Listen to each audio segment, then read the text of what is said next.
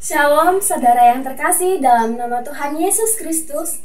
Sebelum kita mendengarkan firman Tuhan, alangkah baiknya kita berdoa sejenak agar kita bisa menerima kebenaran firman Tuhan. Mari kita bersatu di dalam doa. Ya Allah Bapa yang bertata di dalam kerajaan surga, terima kasih Bapa, terima kasih Tuhan Yesus atas berkat dan kasih karunia-Mu ya Bapa pada hari ini. Bapa, sebentar lagi kami akan mendengarkan firman-Mu. Bukalah hati dan pikiran kami agar kami dapat mendengarkan firman-Mu dengan baik dan melaksanakannya di dalam kehidupan kami berhari-hari. Dalam nama-Mu Yesus Kristus kami mengucap syukur. Amin.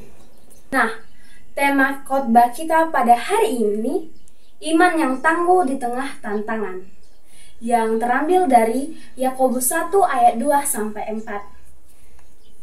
Ayat yang kedua, saudara-saudaraku, anggaplah sebagai suatu kebahagiaan apabila kamu jatuh ke dalam berbagai pencobaan, sebab kamu tahu bahwa ujian terhadap imanmu itu menghasilkan ketekunan. Dan biarlah ketekunan itu memperoleh buah yang matang, supaya kamu menjadi sempurna dan utuh, tak kekurangan satu apapun. Nah, seorang yang percaya pasti akan menghadapi tantangan, pencobaan, pergumulan hidup. Namun, firman Tuhan tidak mengajarkan kita untuk lari dari tantangan atau kenyataan, melainkan menghadapinya dengan iman yang kokoh, karena Yakobus menasihati agar kita menganggap ujian sebagai berkat, karena melalui pencobaanlah iman kita dikuatkan oleh Tuhan Yesus. Saudara-saudaraku, di sini kita belajar beberapa poin dari khotbah yang saya sampaikan. Ada beberapa poin yang dapat kita ambil dari Yakobus 1 ayat 2-4. Poin yang pertama diambil dari ayat yang kedua, dikatakan, saudara-saudaraku, anggaplah sebagai suatu kebahagiaan apabila kamu jatuh ke dalam berbagai pencobaan.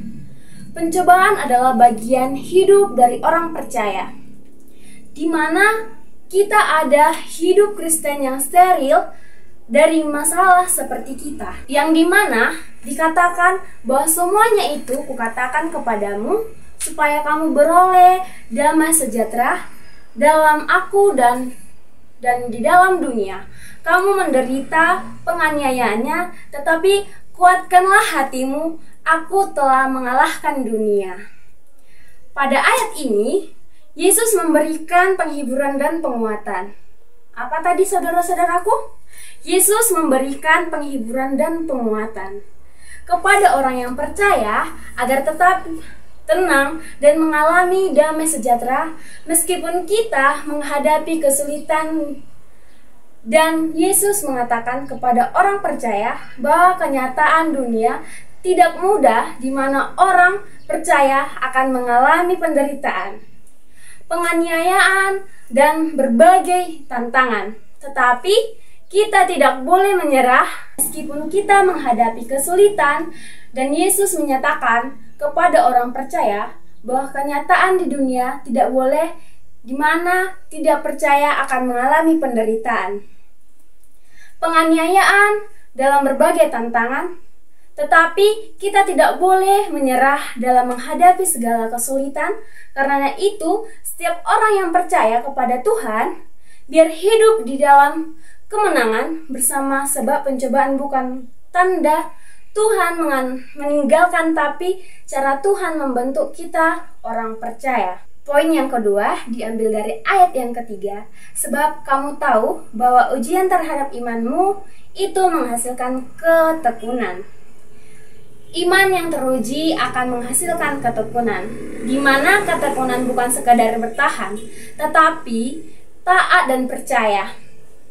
Dan bukan hanya itu saja, kita malah bermegah juga dalam kesengsaraan kita, karena kita tahu bahwa kesengsaraan itu menimbulkan ketekunan, dan ketekunan menimbulkan tahan uji, dan tahan uji menimbulkan pengharapan. Yesus menyatakan bermegah dalam kesengsaraan ini bukan berarti kita senang karena menderita, tetapi karena kita tahu bahwa Allah memakai penderitaan untuk mendewasakan kita secara rohani. Kesengsaraan menimbulkan ketekunan. Penderitaan itu melatih kita untuk bertahan, bersabar, dan tidak mudah menyerah. Karena iman kita diuji ketika kita hidup, kita tidak mudah menimbulkan tahan uji. Ketekunan kita akan dilatih, karena itu akan membentuk karakter. Iman kita tidak goyah oleh keadaan. Tahan uji menimbulkan pengharapan. Orang yang sudah tahan uji akan memiliki pengharapan yang kuat pada janji Allah karena ia melihat kesetiaan itu di tengah kesulitan. Poin yang ketiga diambil dari ayat keempat. Dan biarkanlah ketekunan itu memperoleh buah yang matang supaya kamu menjadi sempurna dan utuh, tidak kekurangan satu apapun.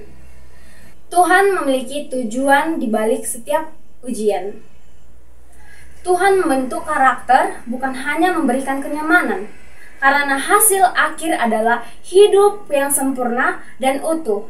Dan biarkanlah ketekunan itu memperoleh buah yang matang supaya kamu menjadi sempurna dan utuh dan tak kekurangan satu apapun. Nah, saudara-saudaraku, bagaimana kita menghadapi ujian dengan iman? Kita sebagai orang percaya bersandar pada firman dan doa.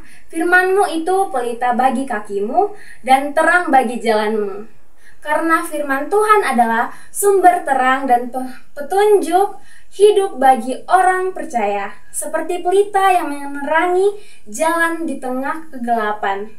Firman yang menuntut langkah kita agar kita tidak tersesat dan memberikan arah yang benar dalam setiap keputusan.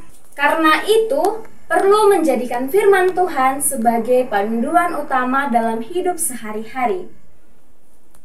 Dan kita ingat, janji Tuhan tidak pernah gagal. Janganlah takut, sebab aku menyertai engkau. Janganlah bimbang, sebab aku ini Allahmu. Aku akan meneguhkan bahwa aku menolong engkau. Aku akan memegang engkau dengan tanganku yang membawa kemenangan.